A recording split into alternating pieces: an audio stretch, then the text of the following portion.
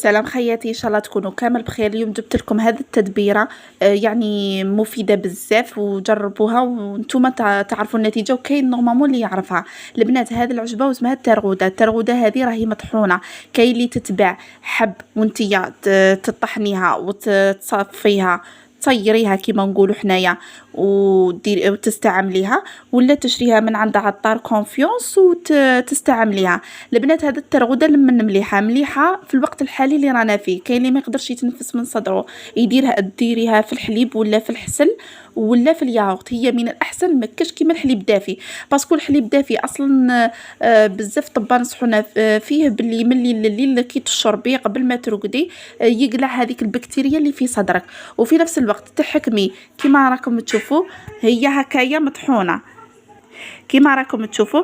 تحكمي مغرف تاع قهوه كيما هكايا صغيره، هذيك الصغيره، وديريها في الكاس تاع الحليب. هنا راني دايره انايا مغرف، وفي الحليب لازم يكون سخون سوا باش تذوب هذيك الترغوده فيه.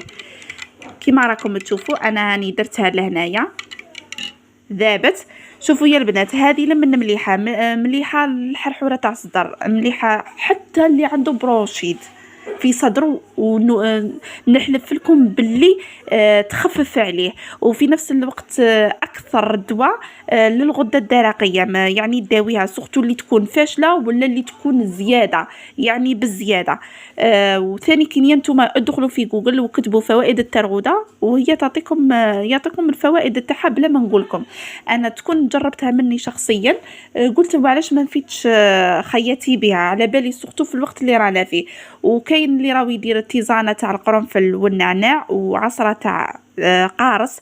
ثاني كينيه ملي اللي تشربي هذيك التيزانه مليحه. بصح حنايا ثاني خطرات نكرهم كثره التيزانات شغل نكرهو. هي الصح تفيدنا، في نفس الوقت تضرنا في صوالح واحد اخرين. بصح كيما هذه الترغوده فانا عجبتني، شغل تنقي لك صدرك، تخرج لك هذيك النخمه، تخرج لك. وسورتو اللي يسعى لهذاك السعال الديكي ما كاش كيما هي تخفف عليه. انايا عندي اختي حتى حكمها ديبي تاع ديبي برونشيت، بصح ومن بعد كينيا من كثره اللي داومتها فادتها بزاف. وقلت علاش ما نفيتش بها خياتي. في نفس الوقت تفتح الشهيه، كيما نقولوا حنايا. ثاني كينيا الذوق تبدا فيها بزاف فوائد. نتوما جربوها وتعرفوا النتيجه بلا ما نقولكم انايا. تكون جربتها انا واختي وجربناها شخصيا، كي فادتني قلت علاش ما نفيتش بها خياتي. وحبيت نوصل لكم هذا الميساج يا ناس. نتوما راكم تشوفوا اهاليكم وناسكم وجوارينكم وحبابكم يموتوا قدامكم، وراكم تشوفوا باللي هذا المرض ماهوش علينا غير الجزائر، راهو في كامل الدول سواء أوروبية عربية. نتوما وعلاش هذه البافات ما نديروهاش؟ انا ندير البافات ونعقم يديا، واللي ما عندوش اضطرار باش يخرج من الدار وعلاش يخرج. الخدام راهو باين خدمته، الله غالب عليه لازم يخدم. بصح اللي ما عندوش خدمه وما عندوش شغالات راهو يظل يدير برا. ما فهمتش انايا، يضر روحه ويضر الناس. شو اصلا كي تجي فيك الدوله ما تنفعك، الطباء ما ينفعوك، ياك انت اللي تكون مضرور وانت اللي تكوني مضروره. نتوما اللي تكونوا مقيوسين في السبيطارات، نتوما اللي يروح لكم الاكسجين وتغبنوا. المشكله نتايا راك قاعد في الفراش، ولا انت راكم قاعدين في الفراش ويعني متكسل. هي المقابل هو اللي ينضر. تضروا غير الاهالي تاعكم كي يبداو يجروا ويبكوا عليكم، وهذيك الحاله اللي تكونوا فيها. وثاني كي تدخلوا السبيطارات وتبداو ما تشوفوش والديكم، ما تشوفوش اهاليكم وولادكم، شهي الفايده. الله ينعل بليس، رانا في وقت، رانا في ظروف. احكم دارك، ما يوالو، اقضي قضيانك. على بالي باللي الظروف تاعنا وكامل رانا عايشين في البساطه، وكاين اللي فقير لدرجه ما يعني يحليلو. بصح شويه بغيت تنافيقي، اخرج نافيقي هذيك الساعه ولا هذيك الساعتين، ودير البافات وعقم روحك. ومن بعد كينيا جيب الماكله لوليداتك واقعد في دارك.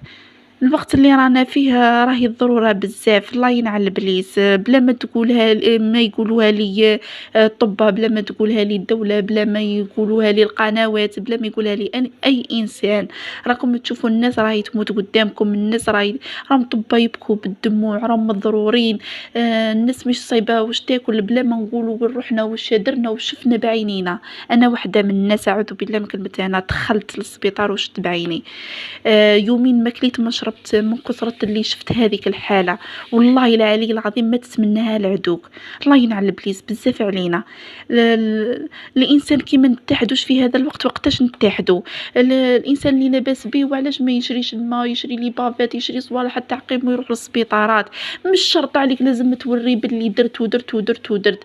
كاين دوايا كيما نقولوا حنا النية الحسنة اللي يدير هذا الشيء يبين لكم باش يدعم، يعني يدير لكم هذيك كيما نقولوا حرحر القلوب باش تروحوا وتشوفوا وتصدقوا. ما هي حرام.